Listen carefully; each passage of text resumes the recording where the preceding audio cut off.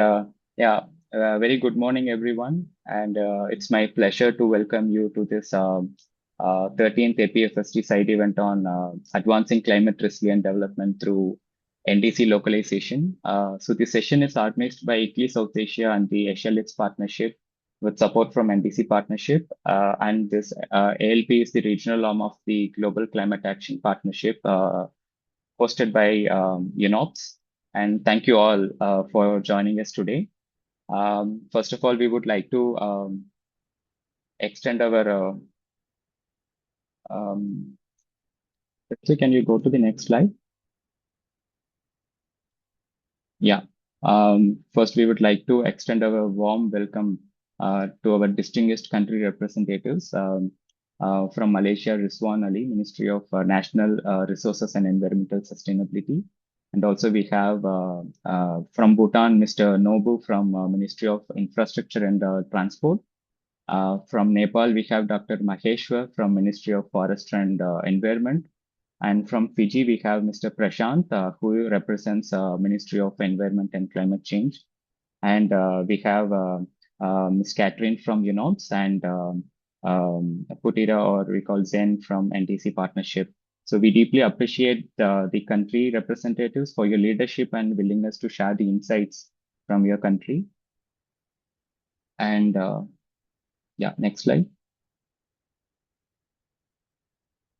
A quick overview of today's session. We will begin by with a context setting from GCAP, UNOPS, followed by framing by the moderator. Then we will have country presentations and Q&A session, and then we'll go to the final closing and reflections.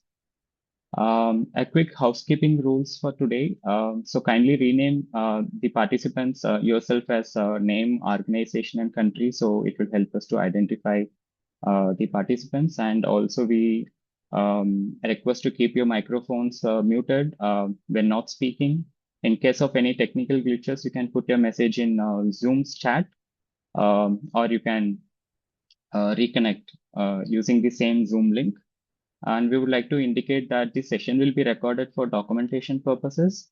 At any point of the time, participants may post questions in Zoom Q&A section, not in the chat, but in the Q&A section. And as you post your questions, please indicate the speaker's name, to who the question is directed to. And moving on next, we would like to give a very brief introduction about the organizing partners. The first one is the ICLEI South Asia, who works directly with cities and subnational governments to translate climate commitments into practical actions. So ICLEI South Asia is part of the global network of over 2,500 local and regional governments worldwide.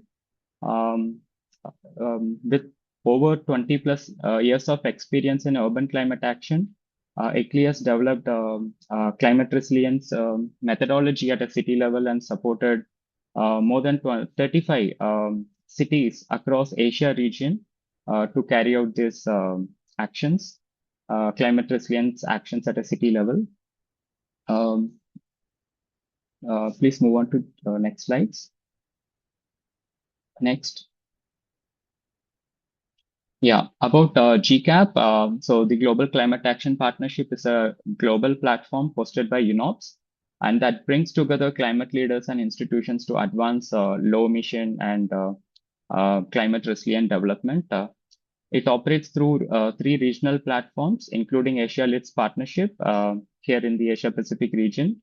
GCAP supports NDC and long-term strategy implementation through collaboration, peer learning, and technical working groups across key sectors. Next, on the Asia Leads Partnership, it's a voluntary regional network that supports design, planning, and implementation of NDC, LTS, and low emission development strategies. It was launched in 2012, and it has more than 1,200 members and works with more than 15 countries, including SIDS, and works beyond that, and has impacted more than 5,500 people over the past decade. And it works through several communities of practice, including the one on multi level subnational integration that strengthens multi-level governance and climate collaboration across Asia region. Next slides. Next. Yeah. So about this session for today, a brief note on why are we here. We are at a pivotal moment in climate change. NDC 3.0 marks a shift from ambition to implementation. And as we see the submitted NDCs by different countries, um, so the number of NDCs with strong urban content have nearly doubled, and over 70% of the countries have included concrete actions on urban mitigation and adaptation measures. And very importantly, the cities and their importance are growing. Particularly on the climate resilience point of view, there's a strong emphasis on blue-green infrastructure, water systems, ecosystems, and vulnerable communities. But a key point to note here is the resilience and other climate change goals are cannot be achieved by national commitments alone. As cities accounts for more than 70% of the emissions, a significant share of adaptation and other measures happens at a local level. So that makes the subnational governments and the integration and the localization of NDCs very essential and cornerstone for achieving climate agenda. And of course, multi-level governance and coordination is very key.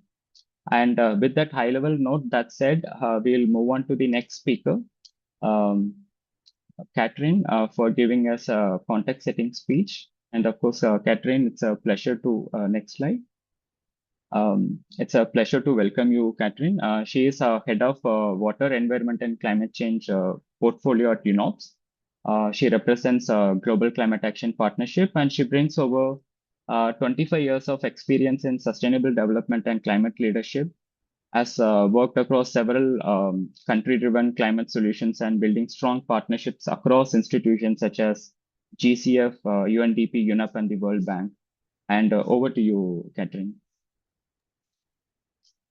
Thank you so much, Anandan, and good morning to all of you, to the distinguished panelists, to the audience, to everyone, to this really very exciting panel. And I feel very honored that I can open the panel and provide some context for this very exciting conversation. I think we are all clear the urgency to really come with very practical, impact-driven solutions to the climate crisis is real. And I think that this panel and the topic of the panel is very pertinent to really address this. But thank you, Anandan. You already introduced me. I'm working for UNOPS. I'm heading the Water, Environment and Climate portfolio, and the Global Climate Action Partnership is in fact part of this portfolio. And we are very proud to be associated to these very vibrant, very practical and solution-driven initiative, because implementation and providing practical solution is part of UNOPS identity with its implementation and operational mandate. We very much focus on how to really deliver on national and global commitments, including the global climate goals, which are a very high strategic focus of UNOPS. As we have seen earlier at recent COPs, it is now really important to realize these national commitments and make sure that they don't really remain static documents. They must be translated in very vibrant, resilient water systems, for example, sustainable energy grids, and tangible action on the ground. And COP30, for instance, has highlighted this, and not only this, it has also highlighted very clearly that local action, urban agenda, and city-level action is key for this commitment. Our work at WEC, through our work at WEC and our partnerships with GCAP, including through its regional platforms like the Asia-Let's Partnership, the ALP, it is very essential to us to see of how we can bridge the gap between global and national ambitions and how these can become local realities. While the NDCs are national commitments, we are very clear that the front lines of action is very much local. Subnational governments, therefore, are pivotal players in turning these national targets into place-based strategies. And it is also clear that it is a city and community level where integrated planning and local leadership drive the outcomes of these actually building resilience.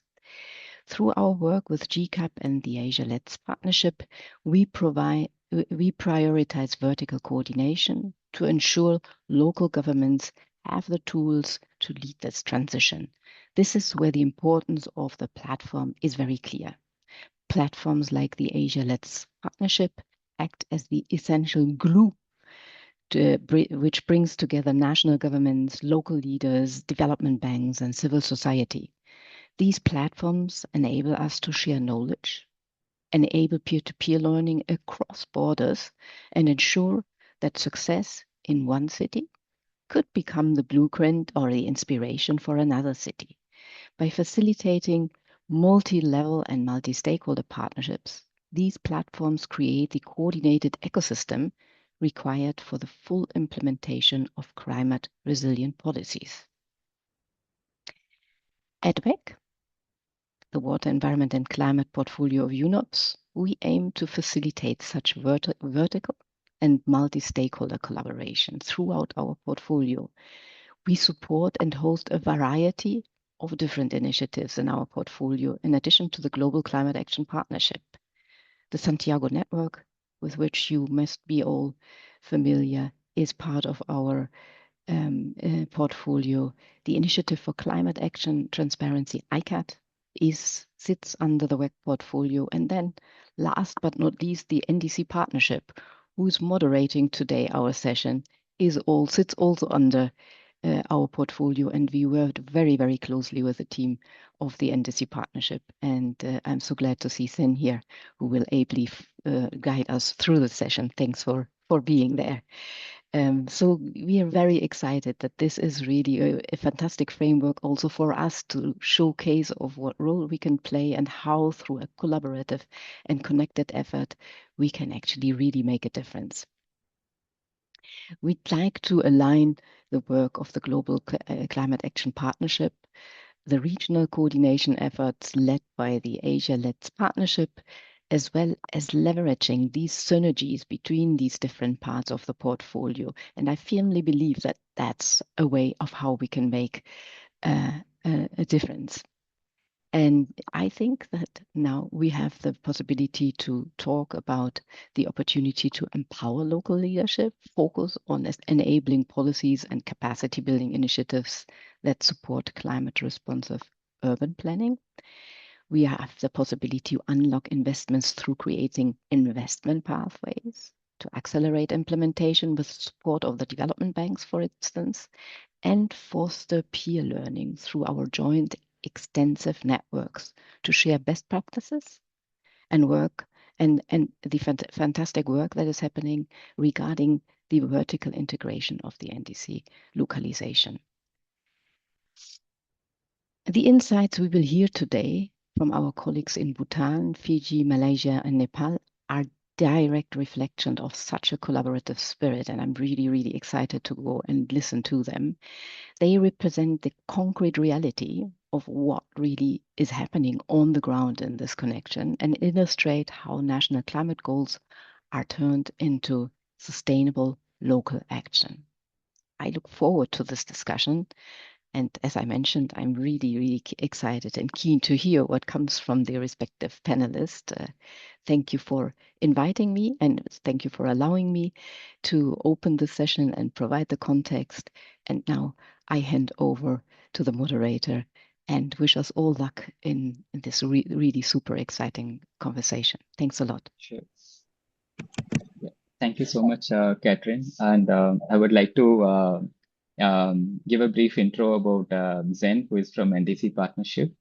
And he's the Regional Program Officer at NDC Partnership Support Unit. And Zen supports NDC implementation and country engagement across Asia Pacific and Eastern Europe. And he works very closely with countries and, of course, stakeholder coordination and strengthening multi-level climate action. And Zen, looking forward to your session. Floor is yours. Thank you very Thank you. much, Anand, and thank you, Catherine, for the very poignant context setting. Thank you to the organizers for having me.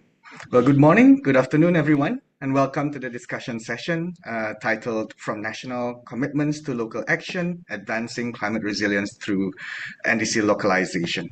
So again, echoing what was shared by Anand and Catherine earlier, local governments, communities, local institutions are on the front lines of climate change. They are responsible across different sectors, and without their meaningful engagement, NDCs risk remaining aspirational rather than transformational. So today's discussion will explore how we can better align climate ambition with local development priorities. We will examine practical approaches to NDC localization, including strengthening vertical coordination, mobilizing finance, building institutional capacity, ensuring inclusive participation. We'll also reflect on lessons learned, what has worked, where challenges persist, and how partnerships can help bridge the gap between policy and implementation. So we are very fortunate to be joined by esteemed officials from a diverse set of countries from across the region who will share their perspectives on how we can move from commitment to concrete and locally driven climate action. So Anand has introduced the speakers earlier, but please allow me to just quickly reiterate who they are. And esteemed panelists, I also invite you to switch on your camera if your bandwidth allows. So first, we are joined by Dr. Maheshwar Dakau from Nepal's Ministry of Forests and Environment. We are also joined by Mr. Rizwan Ali from Malaysia's Ministry of Natural Resources and Environmental Sustainability. We also have Mr. Ugin Norbu from Bhutan's Ministry of Infrastructure and Transport. And last but not least, we have Mr. Prashant Singh Rajput from the Ministry of Environment and Climate Change of Fiji. So in this discussion session, each panelist will have 5 minutes to deliver a presentation. Each presentation will then be followed by a question. And then at the end, we will close the session with participants' Q&A if time permits. So please, participants, you can submit your questions in the Q&A section. And as the time is tight, I'd like to kindly remind the esteemed panelists to limit their presentation to 5 minutes. So again, without further ado, I welcome our first panelist, Mr. Ugin Norbu from Bhutan's Ministry of Infrastructure and Transport, who will share his unique perspective from the transport sector. Mr. Norbu, the floor is yours. Hi there. Good morning. Thank you for the introduction. Thank you, Asia Let's Partnership, GCAP, NDC Partnership, and also IGLIS Southeast Asia. We had collaborated with most of these agencies in the past. So I'll briefly, given the limited time frame, I'll briefly go into the activities that we have been doing here ourselves and what we have seen elsewhere and what we are looking forward to do and implement and replicate here in Bhutan. As Catherine said, a success story in a city can be a blueprint for the other cities. So to start with, in Bhutan, we are faced with largely two areas of challenge. One is that first, we are not able to develop the founding policies and guiding principles in itself. But the larger challenge is translating what is there on papers onto the ground, actual implementation. So we have seen e-mobility initiatives in here in the region, Southeast Asia as well, in the Europe, as well as across the Pacific, small island nation as well. While we can hire experts and develop these guiding principles, the policies and the laws regarding e-mobility, it really boils down to the local leadership. That is the political leadership and the leadership at your own agency that matters the most. That is what we have come to realize in my short term experience. Working with e-mobility initiatives here in Bhutan. Apart from that, especially for a country like Bhutan, with limited economic affordability, technical expert is always a perennial challenge here with us. So we also strategize. We need to strategize and be smart about what we prioritize and how we implement. So rather than experimenting and devoting our time and resources on, let's say, researches. We want to be at, we want to be the first, we want to copy the success stories, again, the great initiatives which has already proven that they work elsewhere in the region, in similar contexts, in other areas. So forums such as this and others organized by NDC Partnership, GCAP, ALP in the past, they have been instrumental, especially for us and small nation. I'm sure this situation is similar to other uh, nations with limited affordability. Such forum provides us the uh, invaluable forum for professional networking where we can replicate, where we can partner with other like-minded professionals in other countries and adopt what they have done. Now, I must also emphasize that we cannot readily simply copy paste into the local context, and localization, the contextualization is very important. So in that manner, we had been in Bhutan here today as we speak. We are trying to electrify public transport, that is the urban transport here in the capital city and few other cities as well. We have already started few years ago to convert the taxi fleet into electric vehicles.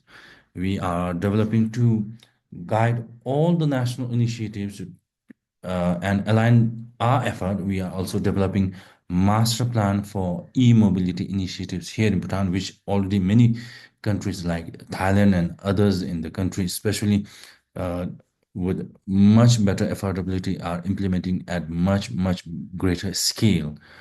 And last but not the least, the most important part is the national law that sets out the principles and also the uh, authority to the leading agencies, the land agencies. That is the policy. So we are also developing the transport policies, especially now that with the changing landscape of public transport and transport sector in particular, we are developing transport policy for Bhutan, which were there in the past, did not include e-mobility for obvious reason, and now we are doing that. And thus, in short, I would like to briefly summarize what I've shared here. So, firstly, policies, laws, and other documents are important. Even more important is the leadership to translate those principles into real world implementation on the ground. And therefore, leadership is the most important. Of course, affordability, technical capacity, those are important, but we can always have partnership with such organization, development partners such as the World Bank, ADB, and others, NDC partnership, from where we can get financial support, technical support, but leadership is one thing that we cannot borrow from others. So in short, I would say that leadership is the key element, key ingredient that will dictate the success of your initiative. So, Mr. Zen, I think I'm already about time, and with that, I would like to thank the organizer, Mr. Zen, here, and other participants. So, thank you very much. Thank you, Mr. Norbu, for highlighting, those key items that you mentioned, including political leadership, also having the importance of the national law. You specifically mentioned about e-mobility efforts in Bhutan, specifically on electrifying urban transport, converting taxi fleet into EVs. Would you be able to comment on what sort of financing and investment mechanisms are currently in place or under consideration to accelerate this implementation at the local level? Right, Mr. Zen. So in the past, we had been relying heavily on development partners, again, like the World Bank, ADB, and the like. But what we have been also trying to do recently is that our own government resources are limited, and we cannot uh, always rely on development partners. So what we are trying to do these days is that carbon marketing is a revenue stream which can be explored to assess our own resource allocation. So we are working with UNFCCC and other climate change bodies in the world, and developing the mechanism for carbon marketing here in Bhutan. Also, we are working on loss and damage due to climate change, especially related to public transport. The other sectors are developing their loss and damage from other sectors like forestry, agriculture, food, and energy. But these are the areas that we are working on. So, in addition to development partners and our own limited resources, we are working on blended financial mechanism, carbon marketing, and loss and damage and other that is available. Thank you very much, Mr. Norbu. I think your sharing is really very poignant for all of us, and it provides a unique perspective from the transport sector. So thank you for that. Okay, ladies and gentlemen, we'll move on to our second panelist. The next presentation will be from Dr. Maheshwar Dakal from Nepal's Ministry of Forests and Environment. So, Dr. Dakal, I invite you. Thank you, colleagues, and thank you, organizer, for inviting me. And I really appreciate your efforts and your coordinations to organize such a very innovative program in the right time. Let me talk with my some slides, and then later on I will come with general discussion. Could you please upload the slides?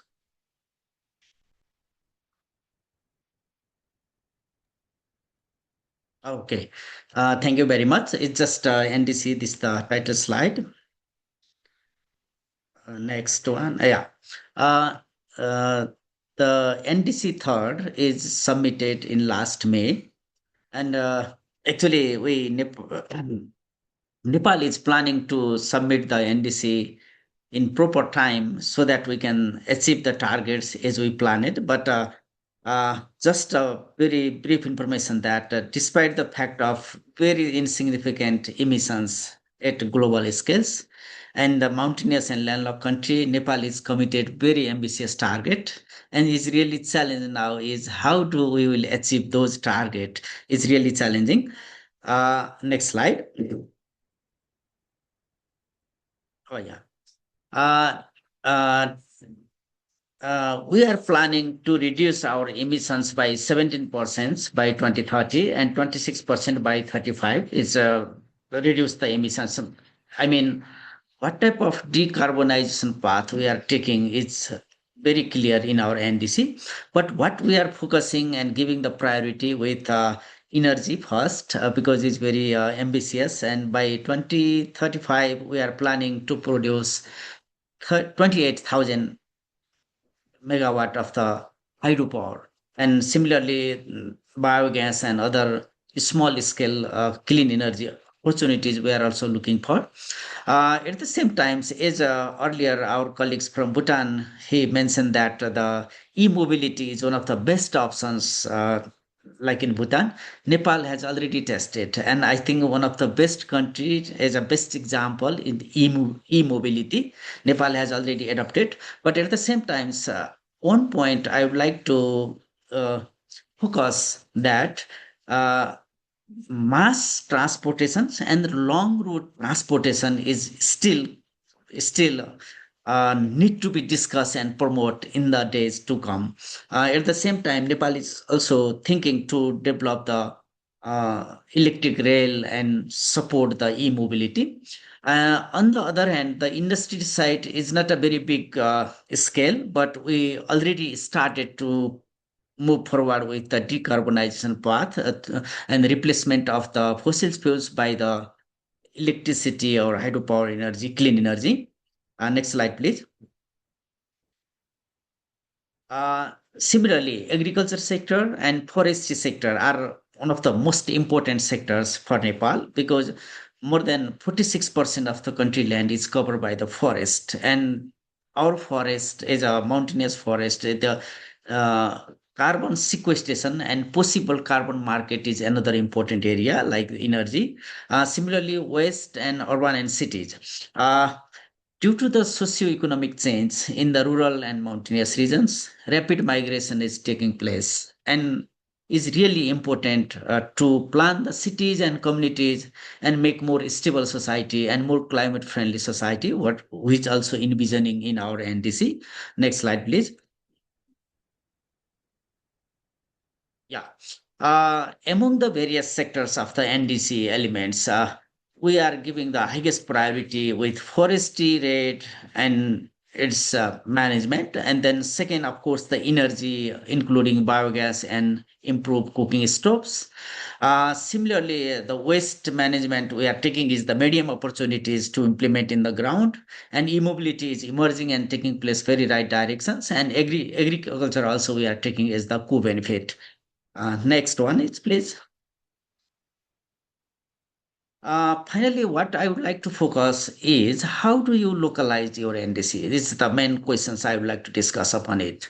As a NDC as the national commitment, Nepal government is now simplify the target at national level and subnational level and local level so that local government can internalize their target into their annual budget planning program, what we are targeting. Because otherwise, if we do not uh, segregate those targets into small scales, then every local government could not implement it. That's the very important. And already we develop our national implementation plan of the NDC, and we are going to simplify the targets.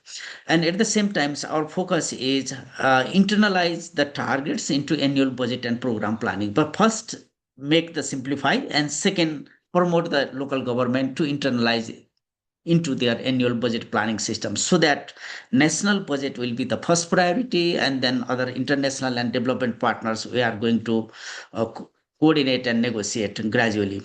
But at the same time, how do you coordinate the stakeholders and generate the possible funding resources is really important. That's why, as Katrina already explained very well, the vertical and horizontal coordinations among the different stakeholders. I mean, at government, vertical and horizontal means we do have a three tiers of the government: federal and provincial and the local government. Even within the federal, the interministerial coordinations, the sectoral ministry target fixing is really important. And at the same time, donor and development partners. So how much resource we can generate by ourselves at three tiers of the government, and what is the gap, and what type of coordination mechanism we will develop to the development partners, and finally achieve the targets. That type of strategy we are following. And the private sector is most important sectors for the green growth strategy. And Nepal is a mountainous country, forestry and nature-based tourism, and then agriculture and food security, and finally energy and water resources. Those are the very productive sectors where private sectors can contribute. And at the same time, the support from the civil society and media colleagues is equally important to implement the NDC or to localize the NDC, because many local communities, they are producing very good results, but is a lack of outreach or collecting those best practices is really uh, uh, difficult to motivate the local communities. And finally, Nepal is a mountainous and then very heterogeneous nature of the society. It really important to integrate gender and justice into NDC implementation plan. That is the another important areas, and we are going to consider, or we are going to include that part equally from the local government, provincial government, and central government. This type of mechanism we are developing now. But finally, one point I would like to uh, tell you that Nepal targeted two types of target. One is conditional one, and another is unconditional one. Unconditional target, the government will achieve by our own resources and our efforts. But conditional target is expected from the international or external support, where private sector or development partners or other multinational companies, they can find based on their interest, and the government of Nepal will create the more enabling environment. Thank you very much. Let me stop my presentation here, and if any questions or queries, then I will try to answer later on. Thank you very much, and over to you, Peter. Thank you very much, Dr. Dakal.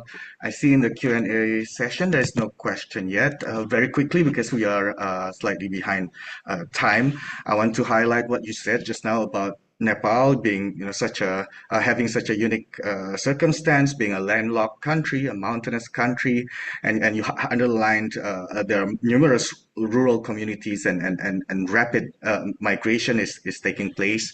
Would you be able to share perhaps one main challenge that local authorities face in localizing NDC related commitments, and how do the ministry, the national level government is supporting them? If you could just share one, given the time. Thank you very much, Dr. Dako. Thank you very much. Particularly in the high mountainous region and the mid hills, due to the socioeconomic changes and other development infrastructures, the young generation, particularly youth, they are migrating to the city area and abroad. And then major challenge is how do you retain those youth and mobilize the local resources and generate the more better income and employment opportunities through the NDC activities is the big challenges. That's why we have to, as a national government, where I am working at the federal level, two major challenges I am observing. One is, of course, the secure the resources to implement those NDCs and connect with those youth who are migrating. And then second is more giving the priority in the technology and innovations, because the young generations, they are very much motivated for research and innovations. That's why the resource and then providing the new and very innovative technology is a major challenge to retain those youth in the rural area or their own hometown and make the society more stable through the NDC activities implementations. Thank you, Patrice. I think I could address your questions, but if any questions, then I will try again. Thank you very much, Mr. Dakal, for the important sharing. All right, moving on to the third panelist. I do advise and encourage panelists to limit their presentation to 5 minutes to make sure we have time for everyone. I welcome Mr. Rizwan Ali from the Ministry of Natural Resources and Environmental Sustainability from Malaysia. Please, sir. Okay, thank you very much. First of all, thank you to ECLAY, ALP, GCAP, and also NDC Partnership for organizing this. So it's such an interesting forum to share about Malaysia's NDC that we have just submitted on the 24th of October. So can I go to my slide to share? Yeah, with all the participants. Okay, next slide, please. Okay, as mentioned, so we have submitted our NDC 3.0, 24th of October. So in our NDC 3.0, there are some quite interesting characteristics. So from the projection, we identified that we might peak our emission basically. So we intend to peak our emission by 2030, and then from the target itself, so we intend to reduce the economy-wide absolute emission reduction target 15 to 30 million ton CO2 equivalent. So that's very interesting. However, we divide these into two parts, which is unconditional part and also conditional part. 20 up to 20 million is for the unconditional, meaning that we will implement it with our own capacity. Additional 10 million ton CO2 equivalent reduction will be through the international support, finance, technology, and capacity building, and also with the possibilities to implement Article 6.2 mechanism, bilateral cooperation with the other countries, which I will talk more later on. Next slide. And then in terms of governance framework, so starting from this is NDC 3.0. However, since the NDC 2.0 in 2021, we have established like a dedicated institutional arrangement. We call it an NDC task force. The members of the task force is the key ministries, agencies, and also private key ministry agencies to provide their guidance on the NDC, and then under that is supported by the two technical teams. We call it a mitigation core teams and also adaptation core teams. So as the name implies, mitigation core team will look into the mitigation component of the NDC, and while the adaptation core team will look into the adaptation part of the NDC. And then of course, we done a lot of workshops, roundtable session with private sectors, NGOs in order to get inputs for the NDC development. Next slide. And then apart from the NDC 3.0, we also coming out with the three important action plans to support NDC 3.0 implementation, namely the gender action plan. We would develop a specific gender action plan for the NDC 3.0, NDC financing and investment strategy. That is number two. And another one is the just transition action plan to ensure that the transition NDC 3.0 will facilitate transition in Malaysia in the just and orderly manner, basically. And then apart from that, we also organizing a very specific program on the communication, education, and public awareness (CIPA) program to the various stakeholder. So we done in the Sarawak region, and then we just 3 days ago we done for the peninsula of Malaysia, and then next week we will be traveling to state Sabah region, basically, to done our NDC 3.0. So all of this with the help of the UNDP climate promise given to the government of Malaysia for the NDC 3.0 support. Next slide. So if you look at this, these are the mitigation part. So what policies will be contributing to the emission reduction? So basically, you can have in the pipeline we currently finalizing the National Climate Change Bill, and then for the energy transition, it will be guided by National Energy Transition Roadmap. And then we also have our long-term low-emission development strategies. For the sector specific, for the forestry, we have our commitment to maintain 50% forest cover. We intend also to implement carbon pricing in terms of carbon tax. We will start with carbon tax. And in the long term, we have a view to shift towards the emission trading system, and also the circular economy, I think, will be playing a critical role as well. Next slide. And then I think if you look at the adaptation part, we also communicated the adaptation part in our NDC, focusing on the areas coastal protection, water security, food security, biodiversity, health, and infrastructure. And then interestingly, these areas also will be aligned with our ongoing MINAP, Malaysia National Adaptation Plan, meaning that the sectors that have been communicated in NDC will be the similar sectors that will be focused under the Malaysia National Adaptation Plan, MINAP development plan. So I think this is something that we are looking at basically for our NDC. Next slide. I think that's all. I think, yeah. Oh, right. Okay, so that's all. With that, I end my presentation. Thank you very much. Thank you very much, Mr. Ali. Very interesting sharing. Also, you highlighted, the diversity of Malaysia. You mentioned about the work in Sarawak, and then back to Peninsula Malaysia, and then back to Sabah with the help of NDP Climate Promise. You also mentioned about MINAP, the Malaysian National Adaptation Plan. I'm wondering. Oh, we don't have a question in the Q&A session, but I have a question myself. I'm wondering if you could comment on the importance of local action towards climate resilience and risk reduction in Malaysia. Okay, so I think climate resilient, disaster risk reduction. So if you read Malaysia's NDC 3.0, especially the adaptation annex, so basically, we have plans for the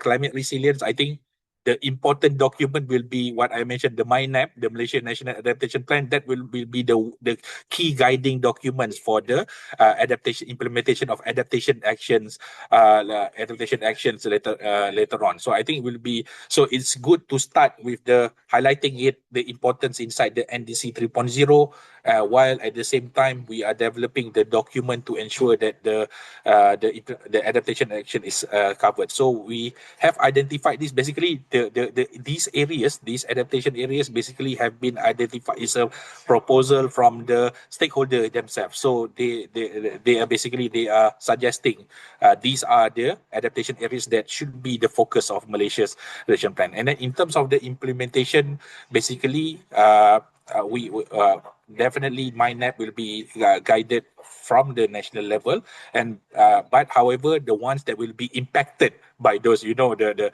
impacted by the climate impacts, floods, etc., will be the state government. So the coordination at the state government also, I think, it's a very important.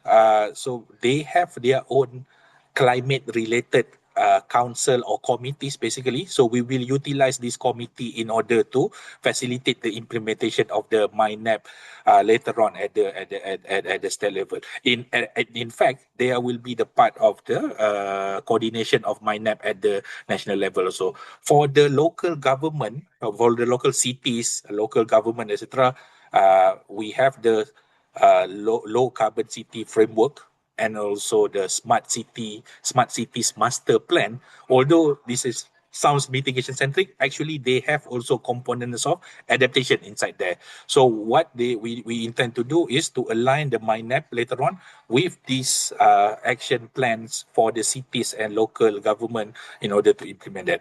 For the disaster risk reduction, we have the National Disaster Risk Reduction Policy 2030 that will be the key guiding document for the disaster risk.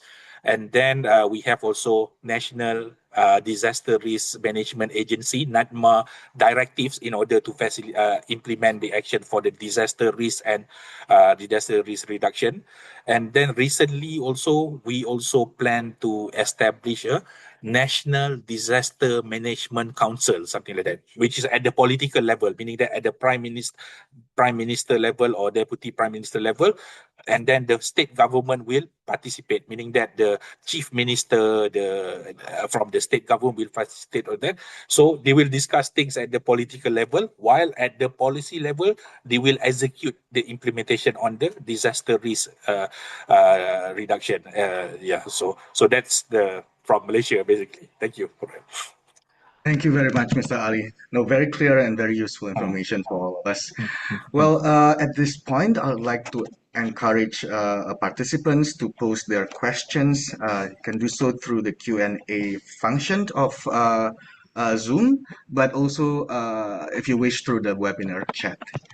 All right, now we move on to our last presentation, but certainly not least, from South Asia, moving to Southeast Asia, now moving further east to Fiji.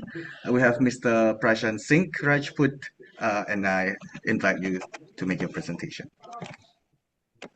Hello, everybody. Are you able to hear me clearly? Yes, I can hear you clearly. Okay, great. Once again, my name is Prashant, and I'm representing on behalf of the Ministry of Environment and Climate Change of Fiji. And today I will give a brief walkthrough on Fiji's NDC 3.0 implementation framework, which is Fiji's third and most ambitious NDC, covering a decade from 2025 to 2035.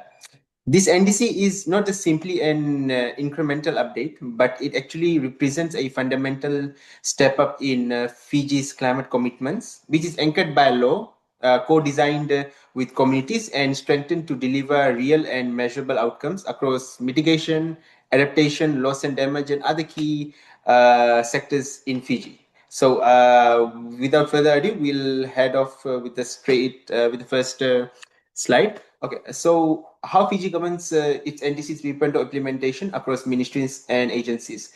On top of everything, we have our Climate Change Act 2021, which is our legal framework, which legally binds the permanent secretaries to deliver on the sectorial NDC targets. Of the 17 parts, 13 have been enforced, and we are on the way to having the remaining parts enacted. The lead agency for climate action is the Department of Climate Change in the Ministry of Environment and Climate Change. And the oversight body is the N4Cs, which consists of all the permanent secretaries, which provides cross-ministerial oversight. And we have also our NDC working group, which is under establishment, which will be tasked under our costed implementation plan for our NDC, under which we will develop a working group. But we currently do have a sectorial TWGs for each of the sector, which we convene on need basis to verify data and get their feedbacks on. And we have several other ministries which have their respective mandates under each of the sector to perform certain activities so that we are able to meet our NDC targets. Next slide, please.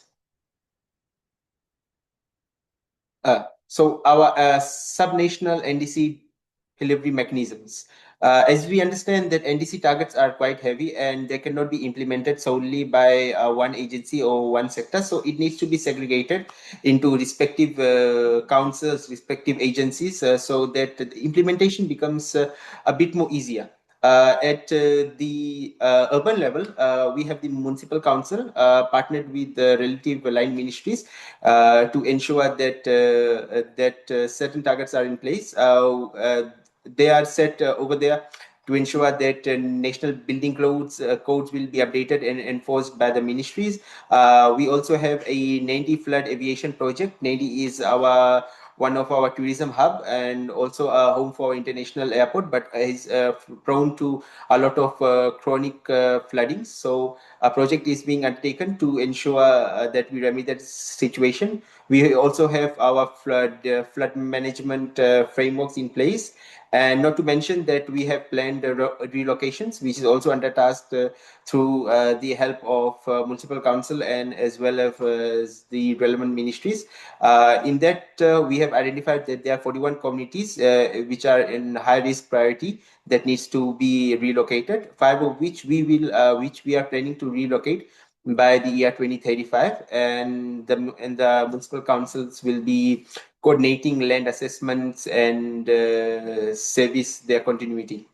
And now moving on to the rural side, in Fiji, the delivery system works slight differently in the rural areas. Here we have the Itokai Vanua framework. Itokai is our native term, which is indigenous to our land.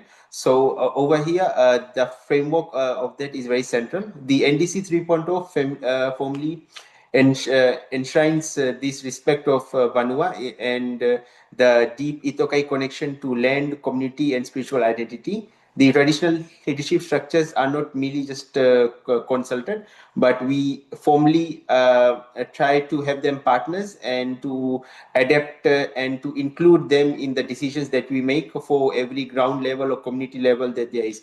This is done through Talanwa consultations. It means that it is a form of dialogue that we go there and we consult with them so that we get the opinions, the ideas. These are conducted in the native language, the Itokai or Hindi, and this was used. This same concept was used during the NDC 3.0 development and will be replicated when we are trying to develop our NDC cost and implementation plan.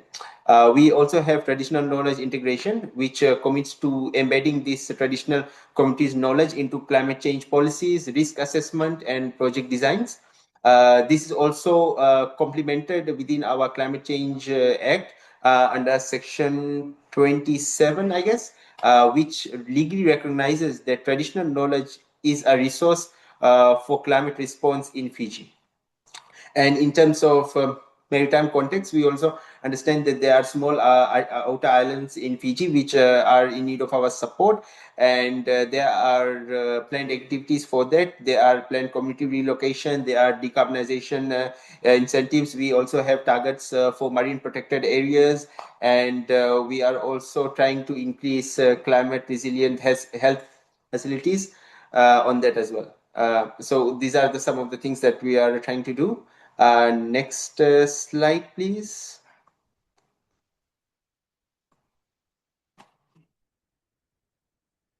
So in terms of NDC localization, Fiji has already achieved NDC localizations, and those are in terms of either from on a community, international community, or to fulfill its conditional commitments. So one of our success story is that we are planning relocation activities, as mentioned. That we have identified communities that needs relocation, and currently 6 communities have been relocated. The SOP, the community vulnerability assessment methodology, the trust funds, and gender sensitive guidelines are all operational in order to assist in this. And another success story is the 30 million planting of trees, from which we have achieved about 19 million. So we are almost there. This target is also set into our NDCs as well, and we are hoping to achieve it by the year 2030. In terms of challenges and finance data gaps, yes, the NDC 3.0's conditional elements present 24% of the 36% energy reduction, and these are entirely dependent on the external support. But what over here, what is a bit funny is that Fiji's annual greenhouse gas emission is actually equivalent to some of the emission of mid-sized cities in other countries, meaning that we are not a major contributor to greenhouse gas emission, but Fiji yet faces a lot of climate cost and climate impacts. Just a few years ago, we had Cyclone Winston in 2016 that caused a lot of damage, and it caused loss of about 30% of Fiji's national GDP. We also know that in terms of excess financing, there are complex procedures set in place. There are a lot of co-financing requirements, and there are high transaction costs that actually burden small island states. And so one of our plea is that this is the call to partners, is that we have a more simplified, a more programmatic finance system which we can easily apply for, and which we can implement. What is support we need beyond finance? So in terms of beyond finance, we need support in terms of technical assistance, capacity building, institutional strengthening, and also technology transfer. And it seems that we are running short on time. So next slide, please.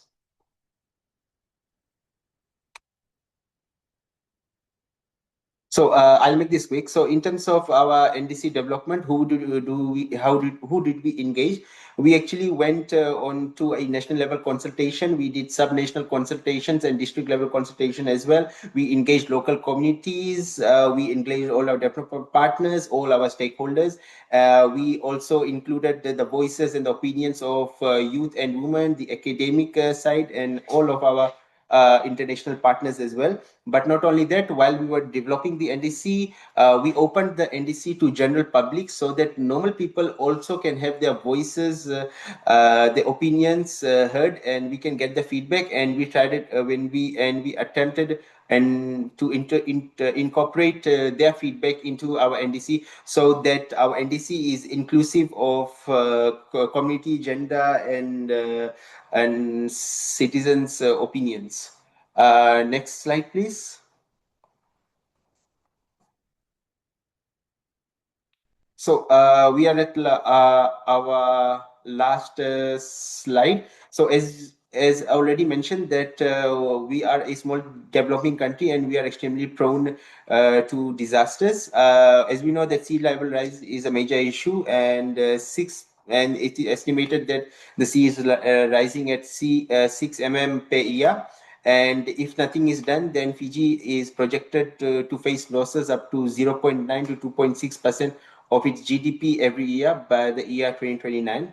So some of the things that are into the NDC that we can do to help to adapt to this is in terms of nature-based solutions, in terms of protecting our EEZ, and all all the MPAs, and planned for relocations. So we try to have a NDC that is full of targets. It is ambitious, understandable, and we are trying our best to achieve it. We do need support in terms of finance, in terms of capacity building, and in terms of strengthening our institutional arrangements. And thank you very much. I know I've gotten up slightly over time, and yes, I'm open to any questions that you might have. Thank you very much, Prashant, for highlighting the work and the advancements in Fiji, especially in its fight to adapt and react to the impact of climate change, which we know is very pertinent in the Pacific. We are very short of time, but I would like to be fair here and allow Prashant to answer a question as well, very quickly. Maybe we can pick one from the Q&A. I see some have already been answered by Dr. Dakal. Thank you. Maybe a question here on carbon projects. Has any of the countries, maybe has Fiji, committed into a compliance mechanism for carbon project? Maybe certain things that are related to Article 6 that could also help the country. Would you be able to comment on that? Yeah, surely. Fiji is aiming to be the lead in Article 6 trade in the Pacific region. But as of this moment, we are working on our compliance system. We have our Part 10 regulations under the Climate Change Act. We are in the midst of having that finalized. So in just a matter of few months, we'll have that up and running. And once that is up and running, we can have compliance carbon market projects. But currently, we have been working on voluntary carbon market projects. We have RED Plus projects going on. We have cook stove projects. So those are some of the voluntary ones. But we are eager to engage in the compliance market, and we are trying to build our technical infrastructure and our regulatory framework so that we can engage in Article 6 trade with our bilateral partners as soon as possible, and so that the financing that is generated can help us breach our country's climate finance gap. Well noted. Well, thank you very much, Prashant. Thank you for your sharing, and thank you for all the panelists who have shared also. We have a very diverse perspectives from countries from across the region, and I think it's been very useful for all of us. Going on to the closing remarks, I will pass on the floor to Catherine. Please, Catherine. Many thanks, dear Sen, and many thanks for really guiding us through this very, very rich exchange so ably. I must say I'm quite impressed and very inspired to hear what our distinguished delegates from the countries are bringing forward here. And yeah, I think their reports and their really, really rich presentations speak for themselves, but I will just highlight a few elements of it. I think it's impressive to see the commitments, and really I want to congratulate you all, not only for establishing the NDCs 3.0, not every country has done it so far, but you have, and not only this, but you also actually, you have demonstrated ambition. And you have clearly illustrated to us of how you're intending and how you're already moving forward now to implement this. And I take a few points now forward. One of the elements that I see is that, you know, there are clear structural arrangements at your end, and these include the national level and the regional level and the local level that actually really translate then these commitments into concrete action. You talked about your various financing strategies, of course, which are also very important in order to put these commitments into reality. I found also remarkable that all of you referred to the inclusiveness of your NDCs and how the participation of, you know, youth, for instance, we heard from Nepal very concretely, and gender elements are integrated into it, so that this is not an exclusive transition, but it really integrates the whole of society, and I think this is key for its sustainability also. I found remarkable that the NDCs are now really comprehensive. They integrate mitigation, adaptation, and loss and damage, and translate this also into the different levels. And perhaps from the countries, just to highlight a little bit, Bhutan, you pointed out the local leadership, the political leadership of how essential it is really to the success, next to other elements as well. And this is very, very clear and very rational to me as well, and a good message, I think, all over. There needs to be good drive and good leadership in order to bring these ambitious plans on the ground. from Nepal, we heard the simplification of or simplifying targets at all levels of the government. I think that that's also something very important to take away. From Malaysia, we heard the strong adaptations as well at all political and policy levels of the government. And lastly, our colleague from Fiji talked about decision making through communities and through dialogues very much. And I think these are also all elements for us to perhaps take back right now and reflect of how we can bring them in and very actively bring this forward. Again, I do not reflect to be all encompassing here. I just highlighted a few elements that come to my mind right now in listening to you. It has been very comprehensive and very impressive, and I thank you very much for sharing this. I hope that this is really inspirational. I'm a strong believer of these exchanges, and as I mentioned at the beginning, the inspiration between the different countries. I believe that this is one among the most effective ways of very credibly and relatively uncomplicated also bringing forward and connecting, sharing lessons learned, sharing best practices, and connecting the countries and the practitioners to bring forward and share with each other what really works on the ground. And I encourage this, and I can give you my commitment from UNOP's side as much as we can. We would like to help you in this ambition. And again, my heartfelt thanks for having me on the panel and for sharing your experience so openly. Thank you very much. And back to you, Sen, right now. I think we are ready to close the session now. Yeah. Thank you. Thank you. Go ahead, Anand.